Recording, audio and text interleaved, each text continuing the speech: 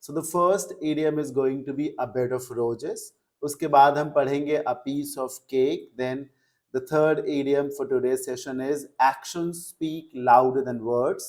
Then we have add fuel to the fire, and the final and the fifth idiom of today's session is going to be all in the same boat.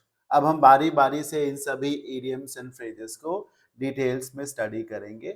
So the first idiom is a bed of roses. A bed of roses का मतलब है something very comfortable, full of luxuries. मतलब कुछ भी जिसमें बड़ा आराम है, बहुत सुविधा है, उसी को कहते हैं bed of roses. Easy going, कुछ भी जो बहुत ही सिंपल है, आसानी से हो सकता है, उसको बोलते हैं a bed of roses. No challenges at all, no difficulties at all, no problems at all, smooth going process. Fine. एक बहुत ही फेमस थॉट है, life is not a bed of roses. मतलब जो जिंदगी है वो फूलों का बिस्तर नहीं है. जो फ्लावर्स होते हैं, फूल, वो बहुत ही सॉफ्ट और कंफर्टेबल होते हैं. और लाइफ इतनी सॉफ्ट या फिर कंफर्टेबल कहाँ होती. In life we have to go through lots of challenges, we have to face so many difficulties. Fine. So any task that's going to be very easy, very simple, बहुत ही smooth है. और अगर facilities की बात की जाए तो बहुत सारा कंफर्ट है, बहुत सारी फैसिलिटीज हैं. उसी को कहते हैं अ बेड ऑफ रोजेस. फूलों की सेज, फूलों का बिस्तर. A very comfortable, pleasant and easy situation with no hardships or challenges. Example, life is not always a bed of roses. Everyone has to face difficult times occasionally. Life हमेशा bed of roses नहीं रहती है. सभी को बीच बीच में challenges को face करना पड़ता है. Yes, sometimes we enjoy luxuries, sometimes we enjoy comfort, but not all the time. Fine. Moving on, number 2 की तरफ चलते हैं. And the idiom number 2 is a piece of cake. A piece of cake, it means a job that's very simple, easy to be done. कोई भी काम जो बहुत ही सरल है, बहुत ही सिंपल है, उसको हम कहते हैं what?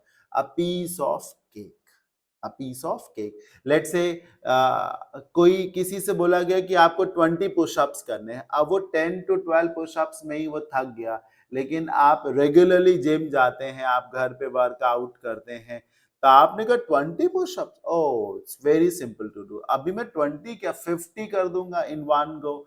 So for you doing those 20 push-ups was a piece of cake. मतलब कोई भी काम जो आपको बहुत ही सिंपल लगे, बहुत ही स्ट्रेट फॉरवर्ड, इजी लगे, ऐसी जॉब को हम क्या कहते हैं? A piece of cake. Let's say I am a faculty of English. तो इंग्लिश का कोई भी पजल, कोई भी क्वेश्चन मेरे सामने आए, तो मुमकिन है कि मैं बहुत ही इजीली उसको सॉल्व कर लूं. तो मैं कह सकता हूँ it's going to be a piece of cake. हाँ, जैसे कि जो कार ड्राइव नहीं कर पाता, उसको अगर आप कार की कीज दे देंगे तो वो डर जाएगा, बोलेगा no no no no I can't. लेकिन आप अगर ड्राइव कर लेते तो आप बोलोगे मैं कर लूंगा, मेरे लिए ये सिंपल है. It's a piece of cake for me. मतलब a job which you find quite easy to do. एक काम जो आपको लगता है आप बड़ी ही आसानी से कर सकते हैं. लर्न कैसे करेंगे इसको? केक नेचर से बहुत सॉफ्ट होता है. क्या केक को खाने में हमारे दांतों को, मुंह को मेहनत करनी पड़ती? अगर फूड हार्ड हो तो पहले उसे दांतों से बाइट करना मुश्किल है, फिर उसको डाइजेस्ट करना मुश्किल है. लेकिन पीस ऑफ केक, केक तो बहुत सॉफ्ट है, ना दांतों को मेहनत करनी पड़ी, ना जुबान को करनी पड़ी, कुछ मेहनत ही नहीं करनी पड़ी, सब सिंपल सा रहा.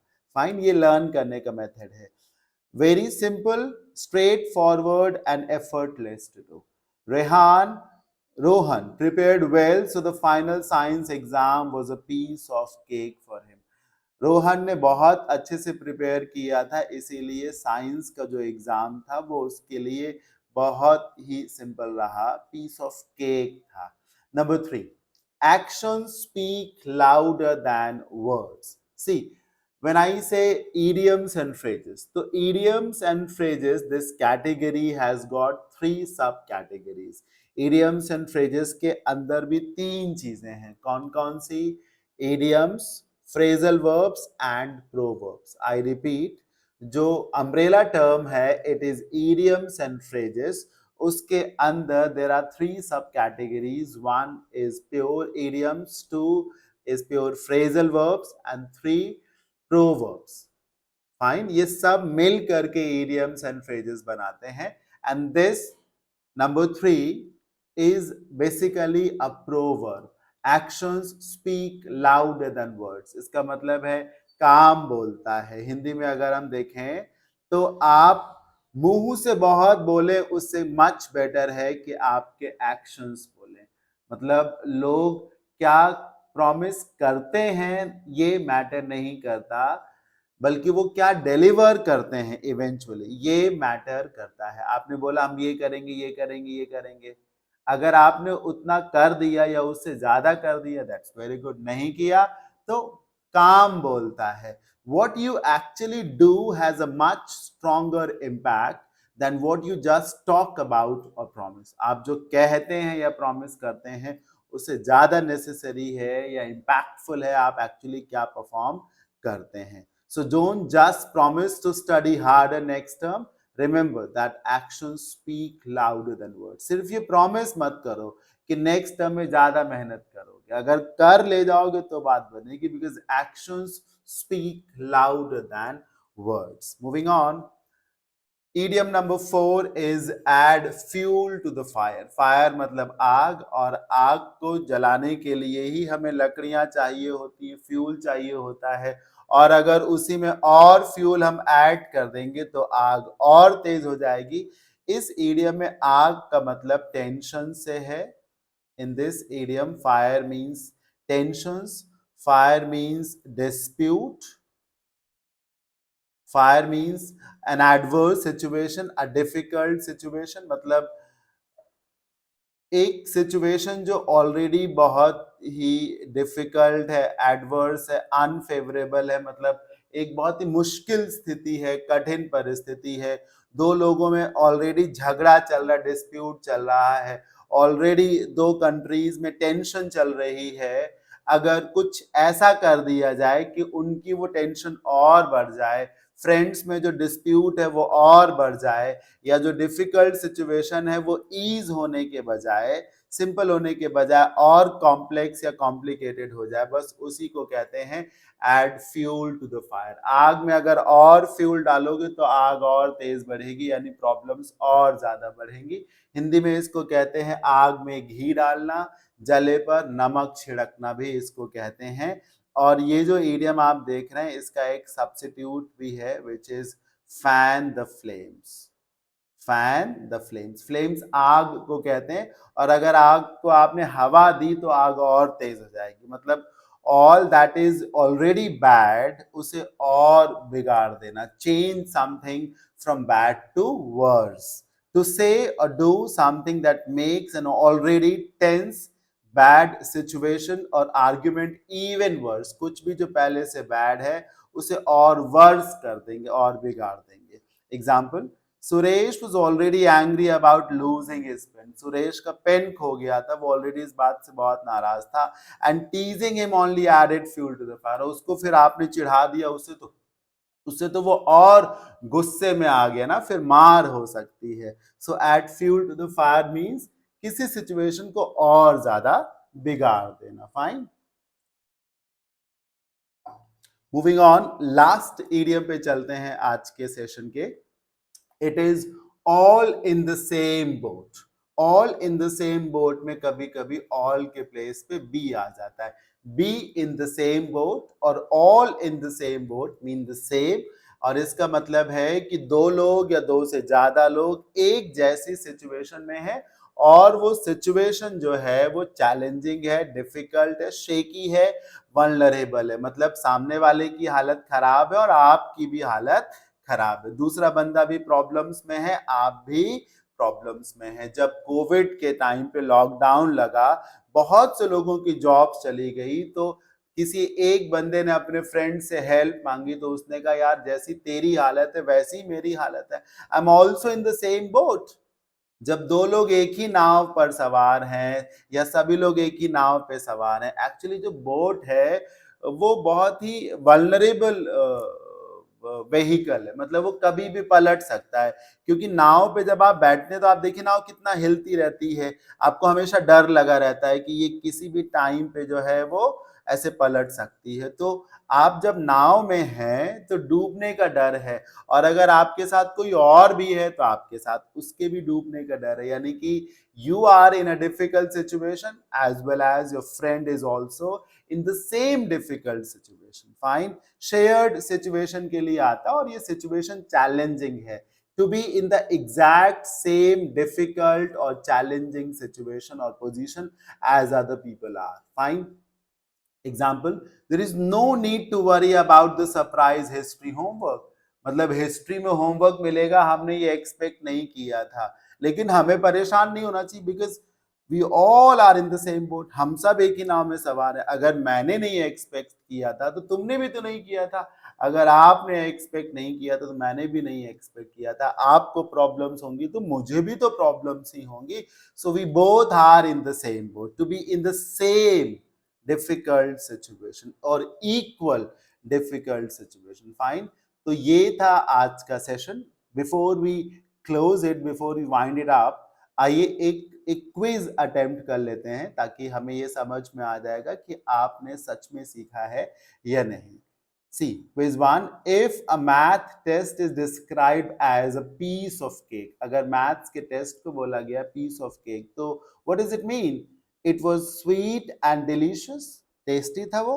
It was very easy to complete, बहुत ही simple था उसे attempt करना. It was extremely difficult. What do you think? कैसा था? Answer is option number B, extremely easy, very simple and easy to be done. हाँ, क्योंकि पीस ऑफ केक मतलब कुछ भी जो बहुत इजी है। Number 2, identify the meaning of the idiom all in the same boat. अभी पढ़ा, all in the same boat means sharing the exact same difficult situation, travelling together on a ship और vocation. Exactly ऐसा हो सकता है, लेकिन आप जो है प्रॉब्लम्स में हैं, इसका ये मतलब है। Competing against each other in a race, नहीं, आपको किसी से कंपीट नहीं करना, बल्कि दो लोग एक जैसे डिफिकल्ट सिचुएशन में है। So A is the right choice. Fine.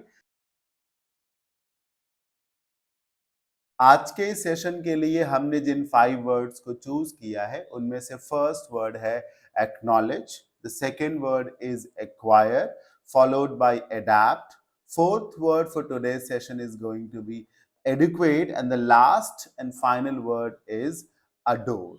अब हम बारी बारी से हर एक स्लाइड में वन बाय वन इन सभी वर्ड्स को डिटेल में स्टडी करेंगे। So let's begin.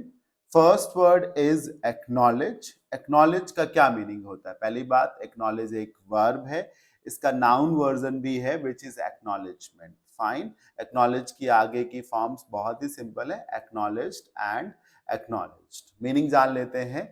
To acknowledge means to show that you have seen और नोटिस्ड समवन, ये दिखाना कि आपने किसी को देख लिया है या उसे नोटिस कर लिया है, ये एक्नॉलेज करने का मीनिंग होता है। जैसे कि बहुत सारे लोग हैं एक भीड़ में, उसमें आपका फ्रेंड भी है, आप उसे ढूंढ रहे हैं, आपके फ्रेंड ने आपको देख लिया and he started shouting towards you, और वो अपने हाथ को भी हिला रहा है। थोड़ी देर बाद आपकी भी नजर अपने फ्रेंड पे पड़ी। The moment you saw your friend, आपने तुरंत बहुत जोर से आवाज लगाई और अपना हाथ भी लाए। ये क्या है? एक्नॉलेज करना है कि यस, मैंने तुमको देख लिया है, तुमने मुझे देख लिया है। Fine, yes. एक्नॉलेज का एक और मीनिंग है, लेट्स से आपकी लाइफ में आपने जो प्रोग्रेस करी, जो करियर आपने बिल्ड किया, उसमें किसी ने आपको फेवर किया। ऑफ कोर्स आपके पेरेंट्स ने फेवर किया होता, आपके कुछ फ्रेंड्स हो सकते हैं, सीनियर्स हो सकते हैं, टीचर्स होते हैं। तो जब आप पब्लिकली ये स्टेट करते हो कि हाँ, मेरे इन टीचर्स की वजह से मैं आगे बढ़ा हूँ, या all this is because of these people, so ये क्या है? आप उनकी हेल्प को, उनके फेवर को, उनके सपोर्ट को एक्नॉलेज कर रहे हो, to admit that something is true. Fine, इस वर्ड के सिनोनिम्स हो सकते हैं नोटिस, एडमिट, ग्रीट या फिर रिप्लाई। और एंटोनिम्स में वो वर्ड्स होंगे जिनका मतलब है कि आप इग्नोर कर रहे हो, नहीं देख रहे हो, या फिर नहीं कंसीडर कर रहे हो। फाइन, सो इग्नोर, डिनाई या फिर ओवरलुक इसके एंटोनिम्स हो सकते हैं। एग्जाम्पल पढ़ते हैं। The teacher smiled and nodded her head to acknowledge that he had seen टिमी, मतलब टीचर ने क्या किया, मुस्कुरा के अपना सिर हिलाया, ये दिखाने के लिए कि हाँ उसने टिमी की बात सुन ली है, फाइन, या देख ली है।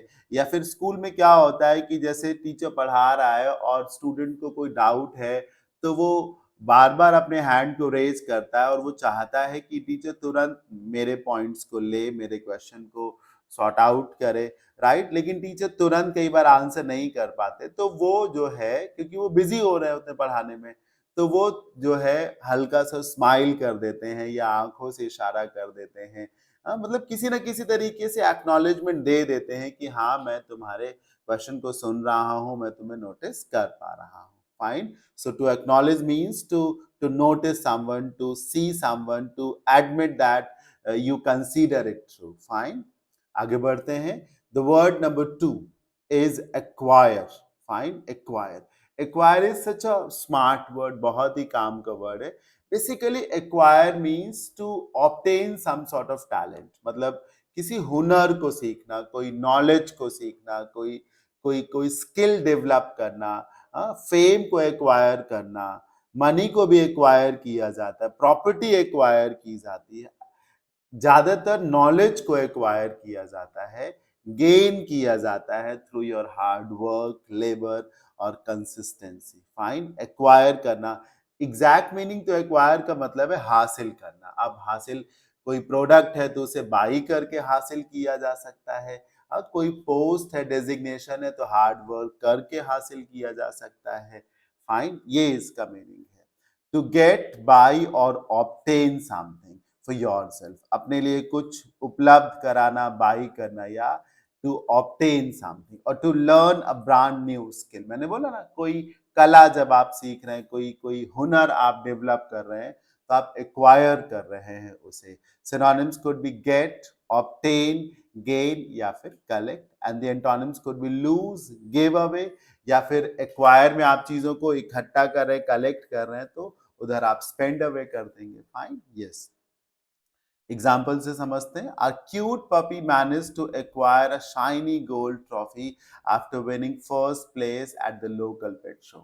एक लोकल में पेट शो था जिसमें बहुत सारे डॉग्स ने पार्टिसिपेट किया, बहुत सारे पेट्स ने पार्टिसिपेट किया, आपके पेट ने जो है ट्रॉफी जीती, मतलब वो फर्स्ट आया, तो ही, your pet acquired the trophy, your pet acquired the trophy, fine.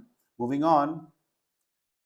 Adapt, third word is adapt. Adapt बहुत ही स्ट्रॉन्ग पॉजिटिव वर्ड है। Adapt basically shows your skills, your patience, fine, your skill to adjust somewhere, ये adapt करने का meaning है। Adapt simply means जब आप किसी नई सराउंडिंग्स में अपने आप को ढाल लें, किसी नए लोगों के साथ घुल मिल जाए, नई लैंग्वेज को सीख लें, फाइन, ये अडेप्ट करना कहा जाता है। नए एनवायरनमेंट में एडजस्ट कर ले, नई क्लाइमेट कंडीशंस में एडजस्ट कर ले। लुक एट दिस पिक्चर, गिरगिट इसको बोलते हैं, chameleon. Chameleon is popular for its adaptability. कहा भी तो जाता है कि गिरगिट अपना रंग बदलता है। Why does it change its colour? ताकि वो अपने आप को सरवाइव कर सके, बच सके, प्रीडेटर से बचा सके अपने आप को, फाइन। ये उसकी उसकी एडेप्टेबिलिटी है, उसकी स्ट्रेंथ है, फाइन, यस। तो अडेप्ट करने का मतलब है अपने आप को नई सराउंडिंग्स में, नए प्लेस में, नए एनवायरनमेंट में एडजस्ट करना। To change your behaviour, outfit और फीचर्स, आउटफिट मतलब कपड़े, अपने तौर तरीके, कपड़े या लक्षणों को चेंज करना, so that you can fit into a new place और अ न्यू सिचुएशन, ताकि आप नए प्लेस या फिर नए सिचुएशन में अपने आप को एडजस्ट कर सकें, फाइन।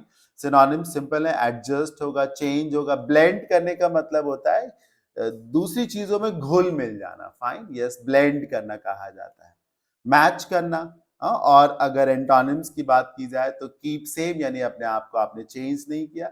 रेजिस्ट करने का मतलब है रोक लिया। स्ट्रगल कर रहे हैं, लेकिन स्ट्रगल करने का मतलब है आप जूझ रहे हैं, बिकॉज एडेप्टेबिलिटी एक विन विन सिचुएशन है। अगर आप एडेप्ट कर रहे हैं नई क्लाइमेट कंडीशंस में, तो then you are resilient enough, then you are strong enough, ये आपकी सक्सेस का पार्ट है। That's why antonym can also be struggle, fine, yes. Example से देखते हैं. The clever little chameleon can quickly adapt to its surroundings by turning green to blend in white leaves. Yes, अपने आप को वो green कर लेता है ताकि वो ब्लेंड कर सके ट्रीज में. फाइन. ये भी कहीं पे लिख लीजिएगा, लर्न कर लीजिएगा कि adapt is followed by preposition to. adapt to some place, adapt to something, adapt to some environment. Fine. Moving on, word number 4 की तरफ जाते हैं. Word number 4 is adequate and adjective. Word number 4 is what? Adequate word है, which is an adjective. Fine. Adequate means sufficient enough, just enough, पर्याप्त जिसको कहते हैं. Not less, not more. मतलब ना तो रिक्वायरमेंट से कम और ना ही रिक्वायरमेंट से ज्यादा. जितना चाहिए, जितना नीडेड है, उतना. पर्याप्त हिंदी में एक शब्द होता है, यही बोलते हैं. Something that is just enough, something that is sufficient enough. Fine. Just enough of something for you, for what you need. Not too much and not too little, and definitely not too little. मैंने कहा ना तो बहुत ज्यादा और ना ही बहुत कम. यानी कि उतना जितना आपको रिक्वायर्ड है, जरूर उतना हो. फाइन. यस.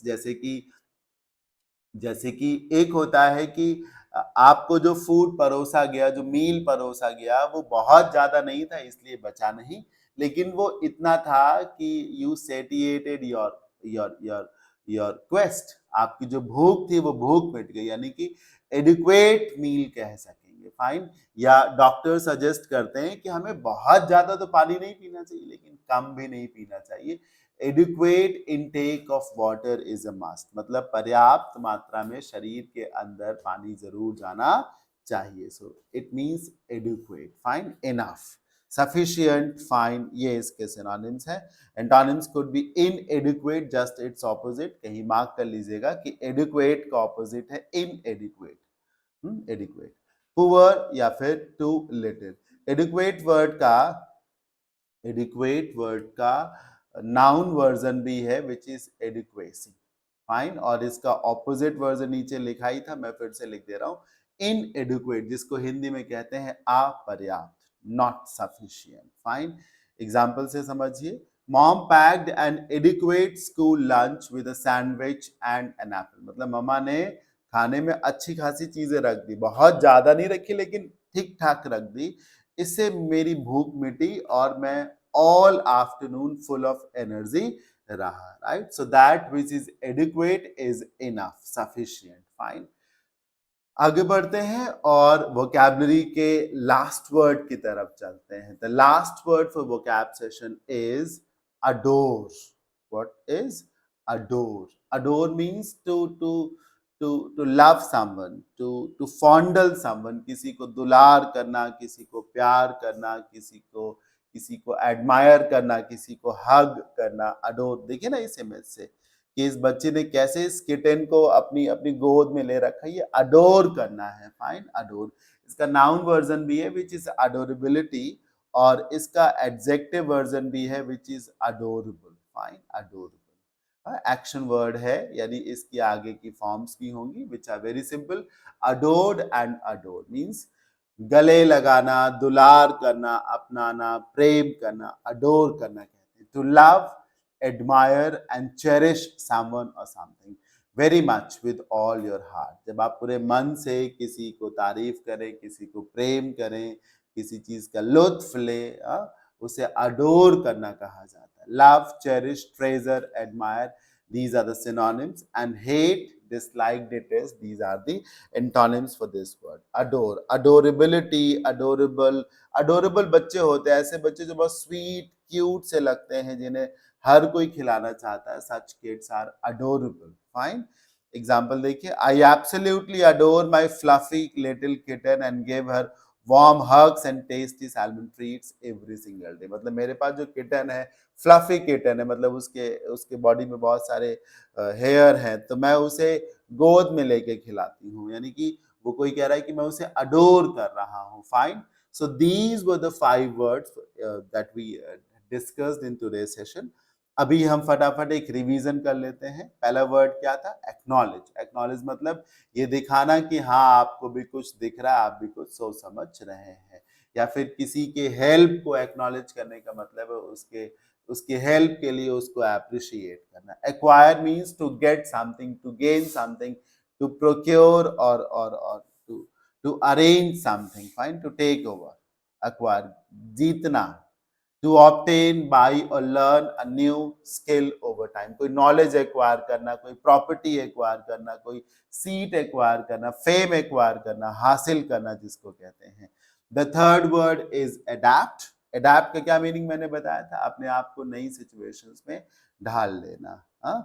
और अभी एडिक्वेट मैंने बताया जिसका मतलब है समुचित, पर्याप्त, इनफ ऑफ समथिंग।